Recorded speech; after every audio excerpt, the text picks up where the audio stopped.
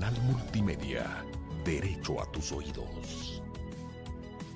Desde la Ciudad de México para el mundo, News Canal Multimedia Radio.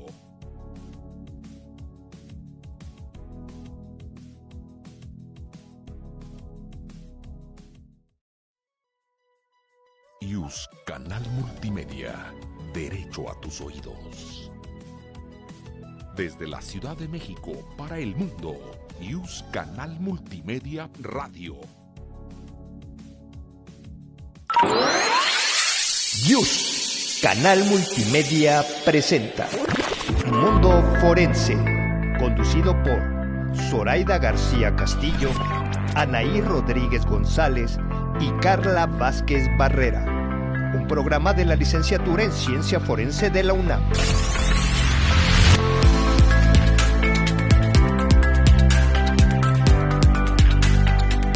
Muy buenos días, les habla Anaí Rodríguez González en su programa Mundo Forense.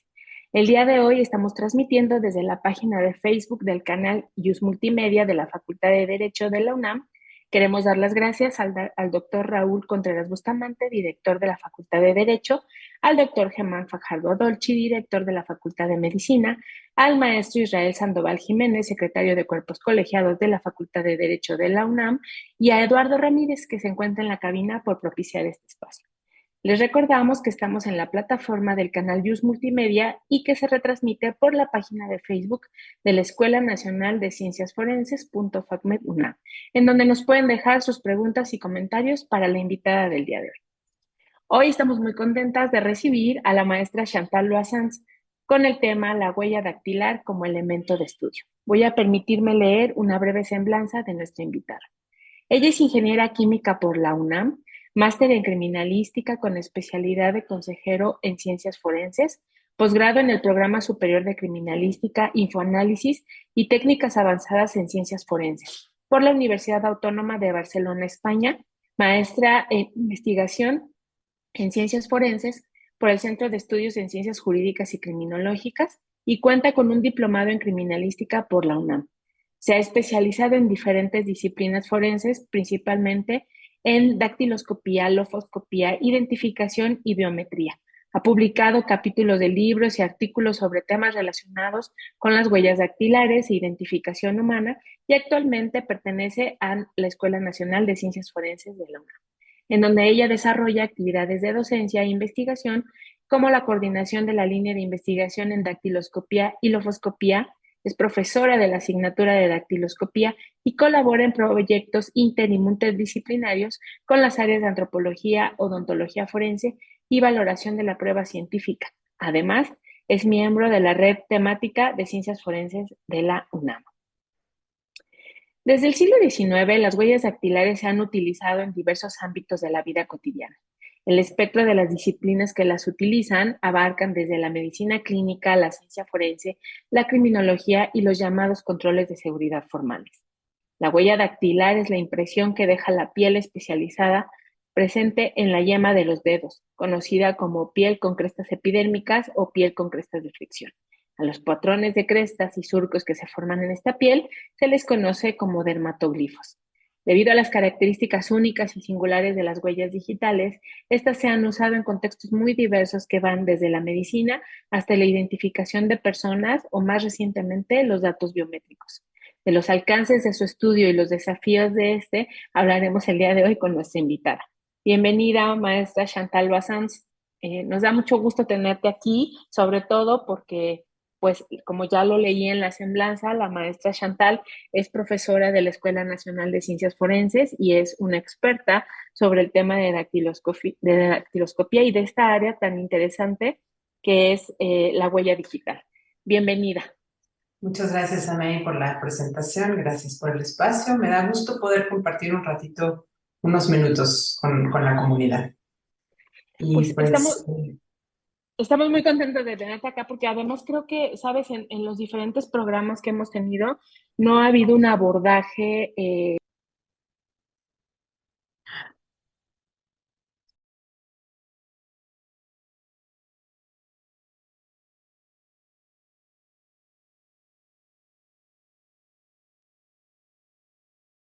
Hola maestra, perdón, tuvimos un problema, no sé si fue como de conexión, pero no sé si alcanzó a escuchar a Anaí. Sí, sí, sí. Bueno, creo que se quedó a la mitad del discurso, entonces no sé. Bueno, pues lo que nos gustaría comenzar con esta emisión es justamente preguntándole cómo es que llegó justamente a tener interés como ingeniera a estos temas que tienen que ver justamente con la lofoscopía en general. Gracias, Carla. Pues sí, digamos que un camino largo, porque anteriormente, como sabemos, pues no existía lo que ahora ya tenemos, la Escuela Nacional, ahora Escuela Nacional de Ciencias Forenses, ¿no?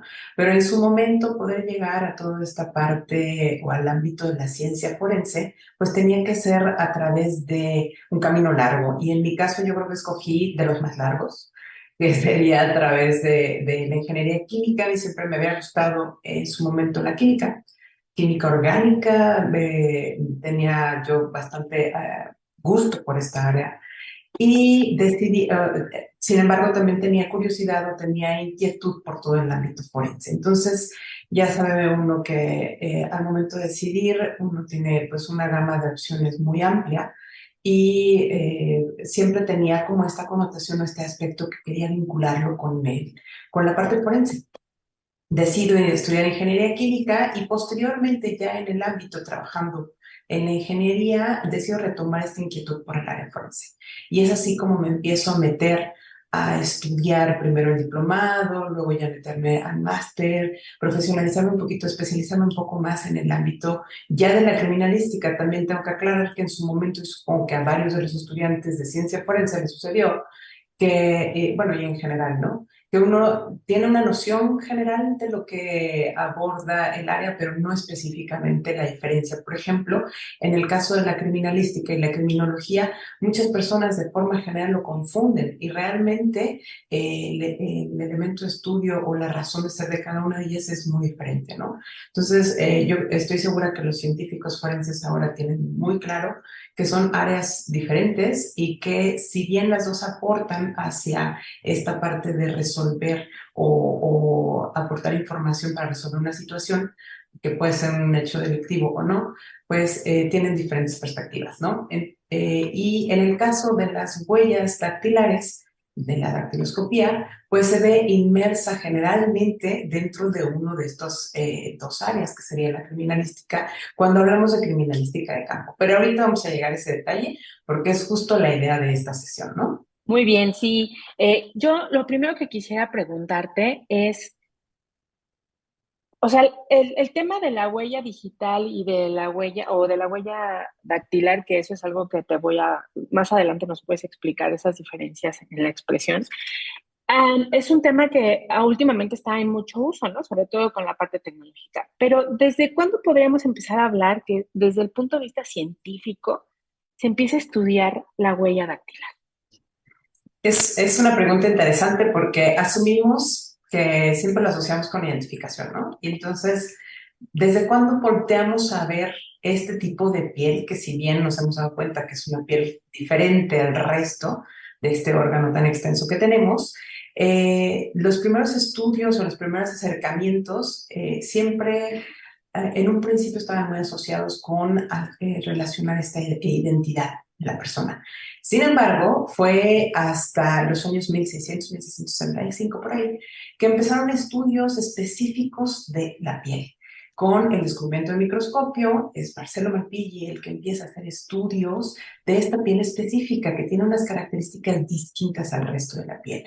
Luego continúan los estudios siempre desde esta perspectiva anatómica de descripción de este órgano, y es así como se van desarrollando, se van dando cuentas, se va notando que existe un patrón específico, que existen las figuras que se van formando en esta piel a partir de las características que la componen, que serían las crestas, los surcos y los poros. Posteriormente es cuando empieza esta asociación ya formalmente, cómo vincularla con la identificación. O sea, estamos viendo, y el primero que se aventura, y lo digo así porque el fundamento científico, pues a lo mejor no tenía un estudio que soportara en ese momento el hecho de decir que cada huella es única fue ya hasta 1788, en donde es Johann Mayer el primero que dice, las huellas son únicas. Y esto nos va a permitir abrir un espacio de investigación diferente, ya asociado, vinculado siempre con el hecho de permitir llegar a una identificación a partir de este elemento que es un fenotipo que todos tenemos, ¿no? Ahora decías algo muy importante y es que asociamos, sobre todo en un contexto como el que tiene nuestro país, ¿no? Con una emergencia forense importante y muchas personas desaparecidas, cuerpos sin identificar, que el uso de la dactiloscopía pues está muy asociado justamente con estos procesos de identificación. Sin embargo, me parece que por esto que nos acabas de contar, la forma en que puede abordarse el estudio de este elemento tan singular, ¿no? En las personas, pues debe ser multifacético. Entonces, ¿cuáles serían ahí las diversas perspectivas con las que las huellas se estudian, ¿no? Las huellas dactilares. Sí, ya lo comentaba hace unos minutos, pero es muy importante. Si bien lo asociamos, y eso yo creo que nos pasa generalmente, ¿no? Que estamos muy acostumbrados a proporcionar las huellas para un documento oficial, para reconocer esta identidad, ¿no? O sea, para reconocerme, bueno, puedo usar mi huella, puedo usar mi firma, ¿no? Pero sí es importante saber que no únicamente tiene esta perspectiva de identificación. Si bien la dactiloscopía es justo el área que se encarga del estudio de las huellas con el fin de identificación, existen otras perspectivas como la misma del origen, ¿no? O sea, esta perspectiva anatómica de una descripción morfológica de la piel y las razones tanto fisiológicas, anatómicas, de el porqué de la piel, de esta estructura, específicamente en estas zonas, cuál es la funcionalidad, cuáles son los factores o el desarrollo, la parte todo del desarrollo embrionario, en donde se desarrolla estas características específicas que nos van a llevar a estos factores que se van a ver expresados ya en las huellas, ¿no? ¿Qué es lo que nos va a originar toda esta formación de esta piel en especial? Que tiene esta finalidad que ya conocemos, pero a lo mejor no hemos reflexionado al respecto, ¿no? O sea, si bien la anatomía nos dice tiene características distintas, porque a lo mejor no tienes el vello que estamos acostumbrados a ver en el resto de la piel, pero ¿cuál es la razón de no tener estas estructuras igual que el resto de la piel? Pues obviamente tiene una finalidad. Y si bien, digo, a lo mejor no hemos reflexionado al respecto, porque sabemos que con las manos tomamos o sujetamos cualquier objeto. Y estas características de la piel tienen que ser distintas para poder facilitarnos de entrada, por ejemplo, poder sujetar objetos, ¿no? Poder tener este agarre, esa fricción, que por eso deriva el nombre de la piel de fricción, para evitar que se nos caigan las cosas o por ejemplo, que podamos tener un mejor agarre cuando tenemos esta sudoración de las manos, que si bien en algunas personas es menor o mayor, bueno, eso ya dependerá de otros factores, ¿no? Pero esa es una perspectiva, la parte anatómica, la parte de esta perspectiva de la medicina en sí, en donde podemos ver reflejados también al ser una característica, un rasgo biológico que nos va a expresar, que se va a expresar y que lo vamos a poder observar, eso también puede estar asociado a ciertos padecimientos, a ciertos síndromes. Y se han hecho varios esfuerzos por determinar cuáles son estos síndromes que tienen esta expresión en este fenotipo. Y se han encontrado algunos que, por ejemplo, el síndrome de Down tiene un patrón muy específico en las crestas de fricción. Entonces, si nosotros vemos este patrón, podemos inferir que existe un padecimiento, una enfermedad. Y todo esto se empezó a estudiar también desde la medicina, justo para hacer estos modelos predictivos y poder tener, a partir de este fenotipo, poder llegar a determinar cierta enfermedad rara o cierto síndrome o pues sí, cierta enfermedad que pudiéramos atender desde un principio, ¿no? Desde la gestación incluso, determinar cuál es el factor o cuál es justo la parte específica que va a detonar este síndrome, que además se va a reflejar en este fenotipo. Pero también otra parte que es muy importante al estudiar las huellas tiene que ver con todo lo que nos lleva no nada más a la identificación en sí y al proceso de análisis comparativo, sino a el proceso en el lugar. ¿cómo voy a hacer ese reconocimiento o esa localización, ese descubrimiento de esas huellas? ¿Qué es lo que tengo que hacer para procesar estos elementos y que se puedan observar o que los pueda yo estudiar ya en una siguiente fase para poder hacer este análisis comparativo y poder determinar o no una identificación? Pero toda esta parte del mejoramiento, del procesamiento del indicio en sí, es un área completamente independiente que tiene que ver pues con resaltar las características y hacerlas visibles, ¿no? Entonces, si vemos, hay diferentes perspectivas. Ahora, otra parte muy importante también, pues todos los seres humanos tenemos huellas, y ya dijimos que Mayer fue el que dijo que son únicas, ¿no? Pero sí es un hecho que tenemos ciertas características que compartimos a nivel poblacional. Entonces, esta descripción poblacional es otra parte, otro enfoque que se le puede dar al estudio de las huellas dactilares. Esto ya haciendo un análisis correspondería a los que saben un poquito del tema, que está dividido en 3 niveles, y este es un nivel muy general de clasificación del tipo de patrón que tenemos. Y este tipo de patrón es el que nos sirve para hacer esta descripción de esta población. Entonces, si vemos, tenemos ya diferentes perspectivas: la perspectiva anatómica, médica en general, de la medicina en general, la perspectiva del procesamiento desde la visión de la criminalística de campo, para localizar, para hacer el procesamiento, para hacer el revelado de las huellas y poder hacer un análisis, y el proceso de identificación, en donde ya estamos considerando lo que sería la comparación de los elementos para poder llegar a una identidad, ¿no? Una identificación. Hace rato que hablabas sobre el uso en la parte médica, justo tú y yo en algún momento lo platicábamos sobre la asociación que hay de pronto en estos nuevos estudios de las huellas dactilares con enfermedades como la esquizofrenia, ¿no? Y me parece muy interesante lo que tú estás diciendo, porque tiene que ver con una intervención no solamente de diagnóstico clínico, sino también de mecanismos de prevención o de intervención temprana en algunos padecimientos, ¿no? Entonces, voy a dejar esa pregunta ahí para que me la contestes rápido, que tiene que ver con en qué momento surge ya como la definición, en qué momento de la gestación o del desarrollo surge el momento de la definición de las huellas dactilares, ¿no? Y si estas van sufriendo algún cambio hasta que, como en las etapas de desarrollo, llegan a un punto y ahí ya se quedan, o si es algo con lo que nacemos de manera puntual. Y la junto con esto que decías de cómo estos patrones pueden estar estableciendo rasgos poblacionales generales, y preguntarte en un segundo cuestionamiento si existen bases de datos, ¿no?, poblacionales en México que puedan hacerse para uso forense.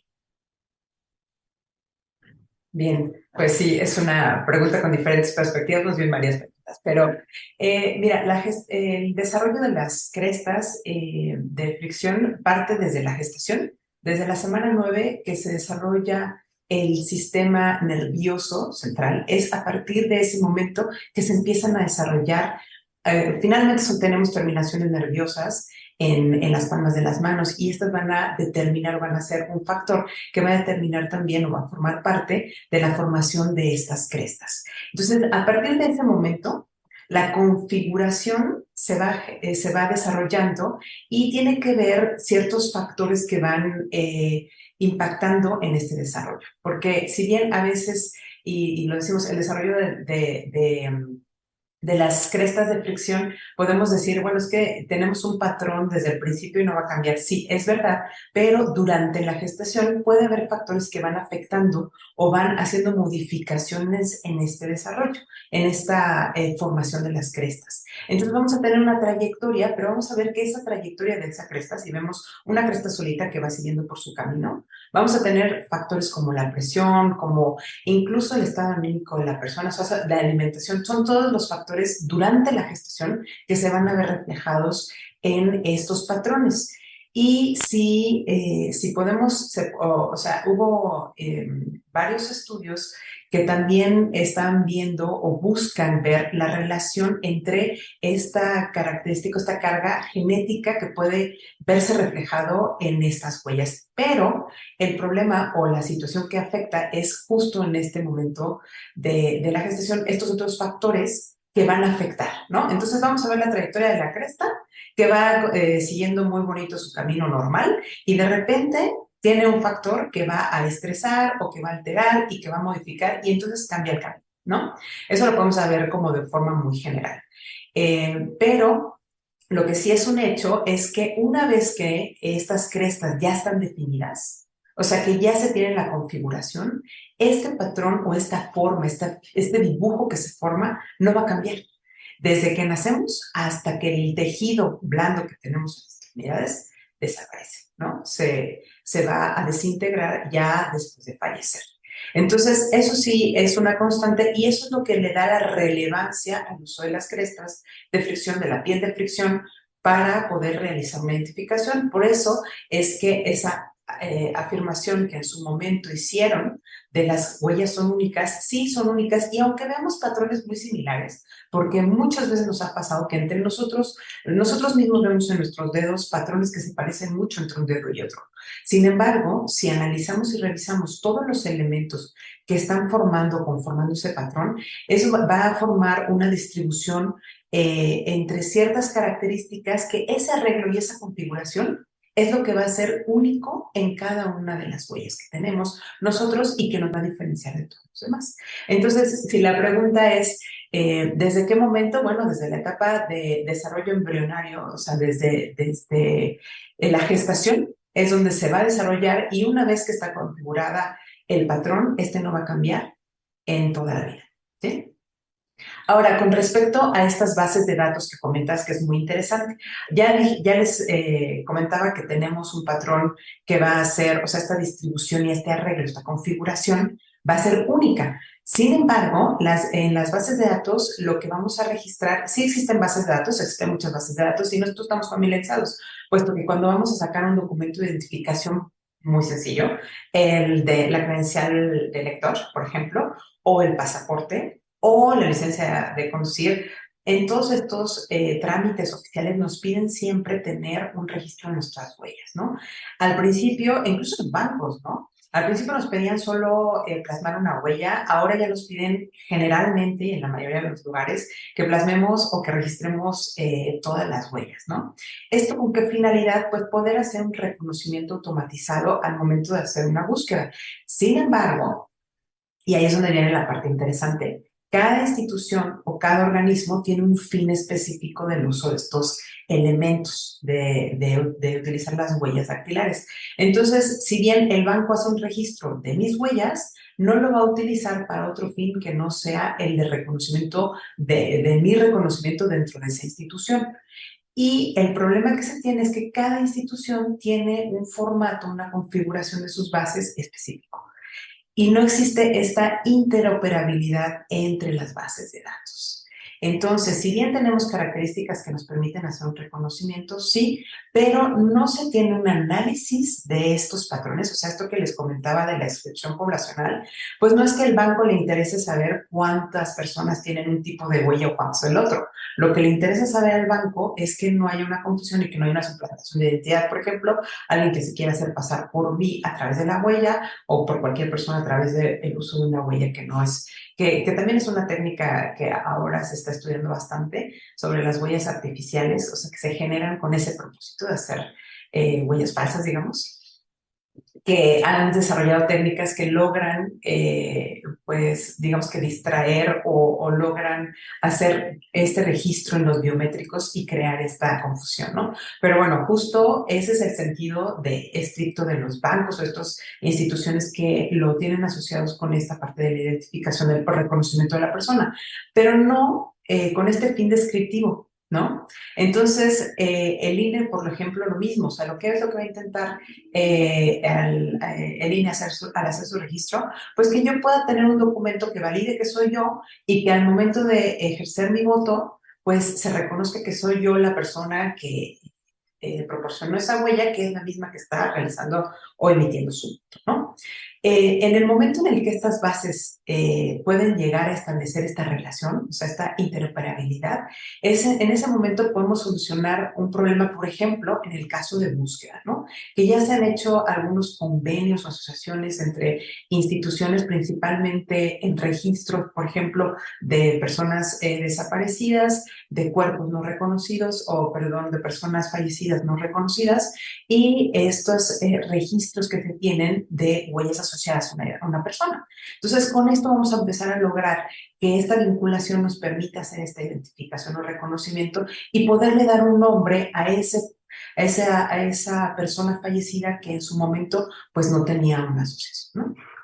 Pero sí es un problema que se puede atender, que requiere disponibilidad, requiere sí recurso, y requiere sobre todo las ganas de poder lograr esta conjunción o conjuntar bases que se encuentran en un lado y en otro lado, ¿no? O sea, finalmente los registros biométricos, al momento de utilizar un sistema biométrico, nos asegura que la calidad del registro va a tener cierta cantidad de información. Sin embargo, y eso es otro problema que encontramos, en general, más bien no somos conscientes de esa situación, ¿no? Cuando nosotros vamos a proporcionar nuestra huella, por ejemplo, a la licencia de conducir, ¿no? Ahí nos piden una impresión muy sencillita, ¿no? O incluso también en el mismo INE, en el pasaporte, nos piden ponga su dedo aquí, vuélvalo a poner, ¿no? Póngalo 3 veces, como en el celular, ¿no? Que nos pide que hagamos nuestro reconocimiento varias veces. Pero ¿qué es lo que hace? Hace un registro de una huella que no tiene la totalidad de la información. Porque si nos damos cuenta y volteamos a ver nuestra huella directamente en las manos, nosotros tenemos crestas de fricción desde el borde hasta el otro lado, ¿no? Y esta información no la registra ni la licencia de conducir, ni el pasaporte, ni el INE. ¿Qué es lo que registramos? Lo que apoyamos. Y esa parte nos deja un registro que se llama una huella de apoyo, justamente, que es diferente a si hacemos un registro completo. Entonces, para poder hacer esta descripción poblacional y poder reconocer cuál es el tipo, por ejemplo, de características específicas de esta población, pues voy a necesitar toda el área de estudio completa, ¿no? No es así en estas bases de datos. Entonces, cuando nosotros queremos comparar la base de datos que tiene toda la información completa con la base de datos que se registró, por ejemplo, en el banco, pues vamos a ver que hay pérdida de información, ¿no? Entonces, tenemos que asegurar que se puedan hablar entre sí. Y ahí es donde viene la parte que les decía de esta disposición y ganas de querer hacer las cosas, porque tenemos que poner las características específicas para que estas dos bases o esta serie de bases se puedan hablar entre sí. No sé si Maestra, una pregunta, perdón, me extendí un poco. en este sentido, a mí me gustaría saber cuál es su opinión respecto a estos debates que se dan entre si el análisis de las huellas es una ciencia o una técnica, sobre todo porque yo no había puesto atención en estos aspectos en donde cuando hacemos estos trámites no hay tanto cuidado con la toma de las huellas. Luego entonces, pues, ¿cómo se puede lograr una confrontación o generar, digamos, como todo un análisis, generar patrones, si no se tiene esta información? Y luego, pues, ¿cuál sería como su opinión respecto a este tipo de debates que se dan entre estas dos posturas? Sí, es de hecho un tema bastante controversial, ¿no? ¿Hasta qué punto vamos a decir que es una técnica y hasta qué punto podemos decir que empieza la ciencia, ¿no? Si bien ya les habíamos comentado los diferentes enfoques en los que desde los que se puede abordar el estudio de las huellas dactilares, justo en este sentido vamos a ver si lo utilizamos únicamente para poder hacer una identificación, es decir, por ejemplo, Chantal, quiero que me proporciones tu huella para reconocer en mi sistema biométrico si está lográndose una identificación adecuada. Bueno, pues entonces, ¿qué es lo que voy a hacer ahí? Voy a hacer una comparación muy controlada, ¿sí?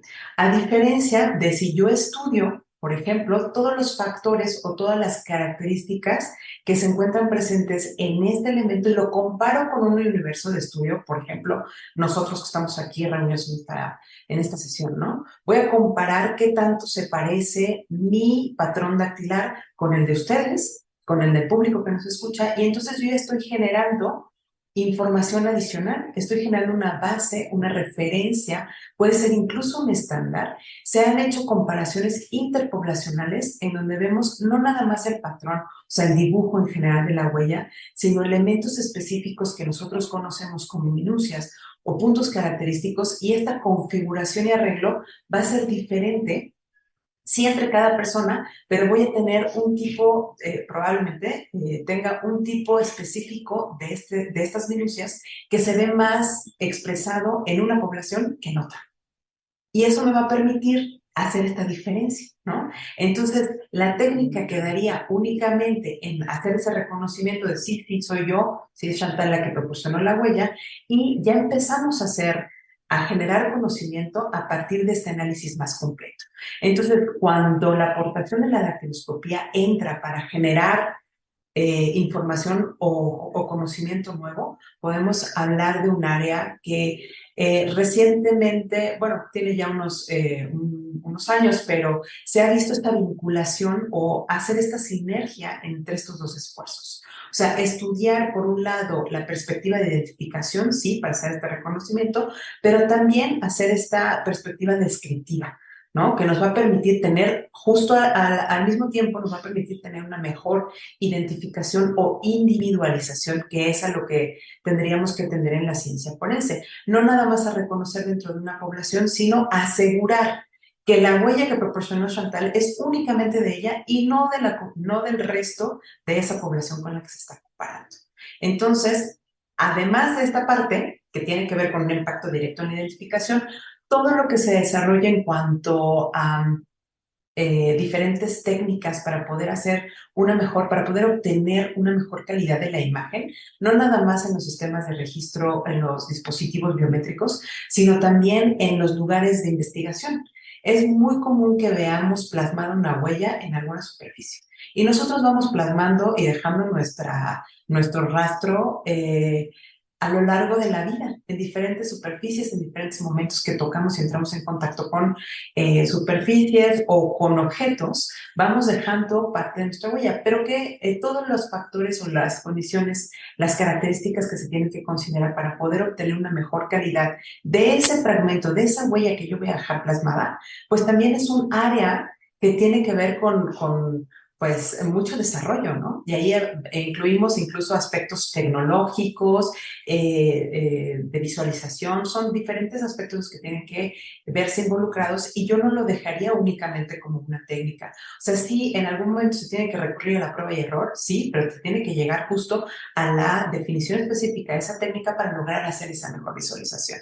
Entonces, yo lo dejaría más que como una respuesta contundente, dejaría esta forma de ver el estudio de las huellas desde esta perspectiva, ¿no? No nada más asociada a un fin o a otro, sino darle este contexto justo para que podamos nosotros crear. O sea, yo estoy llegando a lo mejor a este punto y puedo aplicar diferentes técnicas y entonces estoy generando nuevo conocimiento o no, ¿no? Y la idea es en México y a nivel mundial, pero específicamente aquí en la Escuela Nacional de Ciencias Forenses, pues generar nuevo conocimiento en esta área que requiere bastante atención.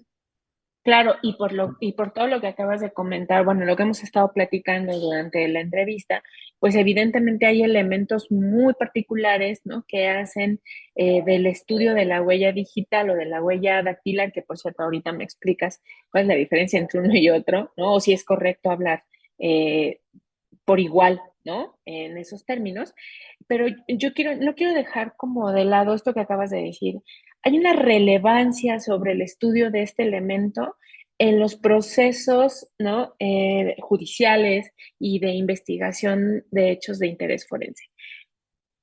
¿Cuál sería, desde tu punto de vista y desde tu expertise, la relevancia que tiene un elemento como este, ¿no? O sea, qué nos aporta? Porque hay como mucho este debate de la certeza, lo que acabas de decir, ¿no? O sea, no debe de quedar lugar a dudas. Con estos estudios, con los avances que tenemos ahora, ¿es posible que la huella dactilar pueda ser un elemento que proporcione en los procesos certeza o certidumbre dentro de los mismos? Sí, de hecho es es una constante. O sea, lo que tenemos que aprovechar es el recurso que existe, ¿no? Entonces, en algún proceso de investigación, en los procesos de investigación es muy común que tengamos elementos, fragmentos lofoscópicos en el espacio de investigación.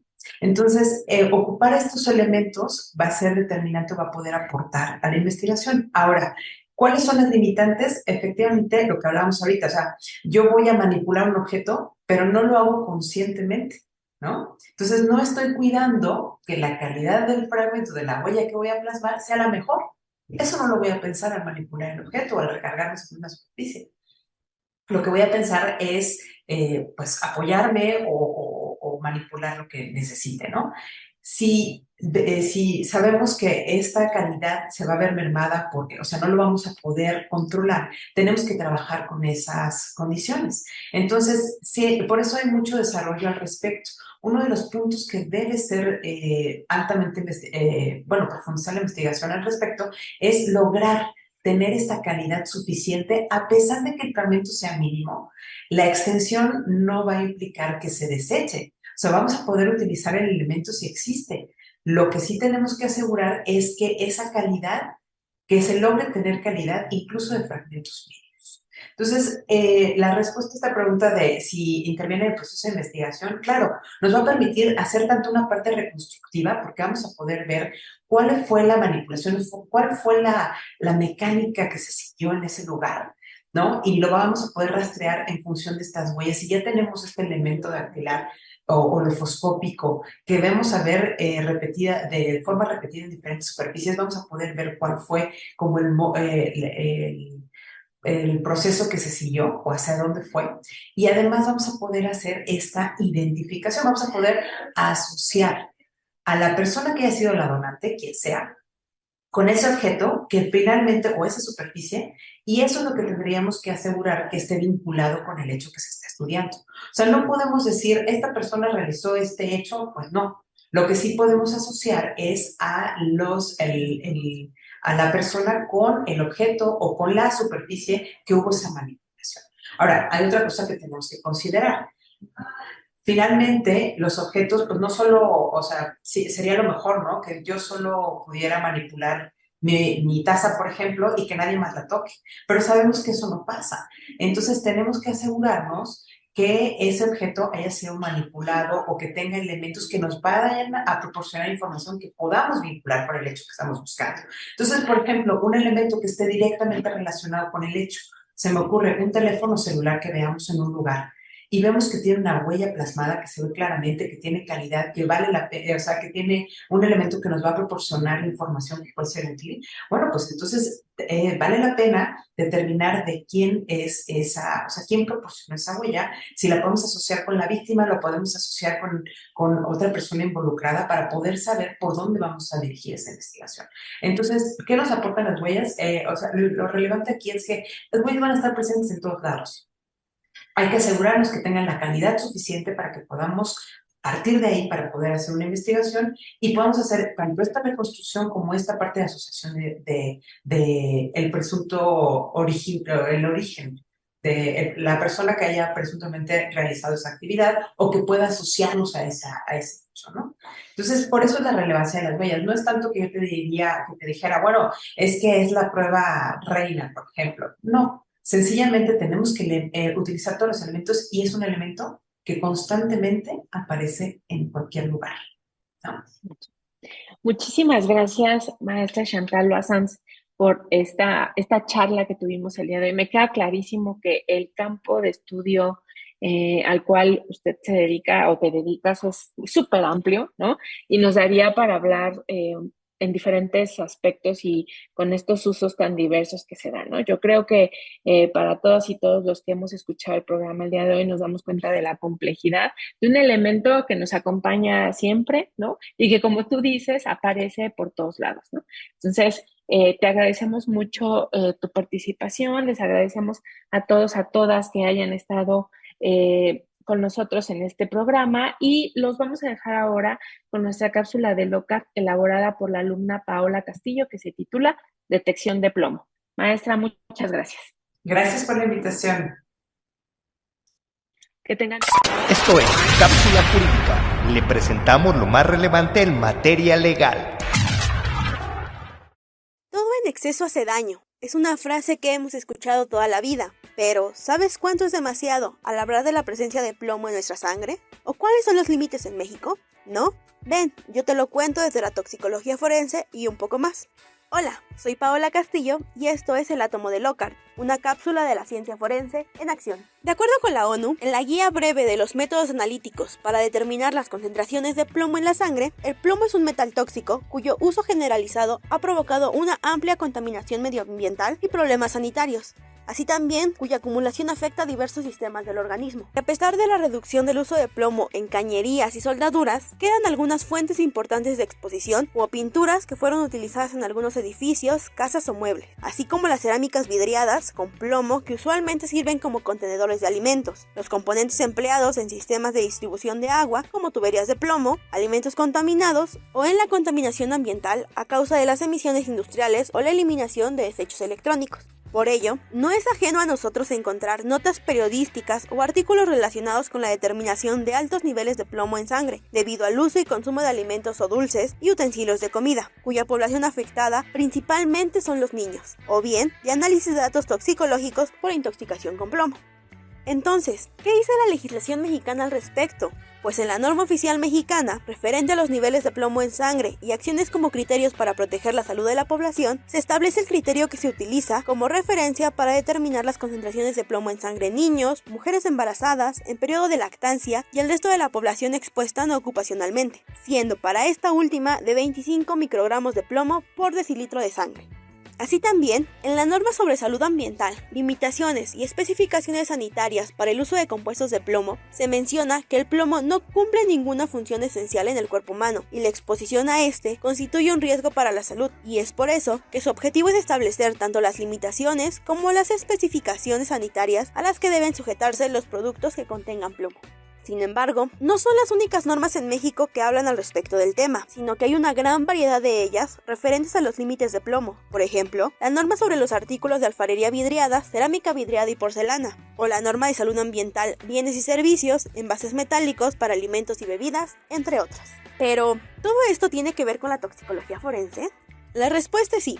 Debido a que en los casos de importancia médico-legal, en las cuales se trata de una intoxicación por plomo, ya sea en niños o adultos, y que la OMS ha señalado principalmente como vía de exposición la ingesta de agua o alimentos contaminados, esta rama de las ciencias forenses toma un papel relevante, al poner sobre la mesa diversos métodos analíticos, como lo son la espectrometría de absorción atómica o la espectrometría de masas acoplado, entre otras tecnologías para ayudar en la determinación de concentraciones de plomo, ya sea en sangre, agua o alimentos, por mencionar algunos ejemplos, o bien en la obtención, el análisis de las muestras e interpretación de resultados fiables. Finalmente, el análisis toxicológico debe ser llevado a cabo por un experto en el área, que comprenda además los alcances y las limitaciones de dichos análisis, como por ejemplo, si estos se realizan ante-mortem o post-mortem, el comportamiento de las diferentes sustancias y las variables físico-químicas y biológicas que pueden influir en la interpretación de los resultados, así también como los métodos analíticos que son empleados, con la finalidad de obtener no solo números, sino también proporcionar interpretaciones y dar respuestas a preguntas de interés forense. Sin embargo, a nosotros también nos queda mantenernos informados y ser críticos al momento de consumir productos de uso diario.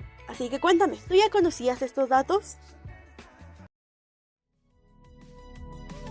La Facultad de Derecho agradece a quienes realizaron este programa, conductores, invitados y productores, quienes participan de manera honoraria. En News, Canal Multimedia. Derecho a tus oídos.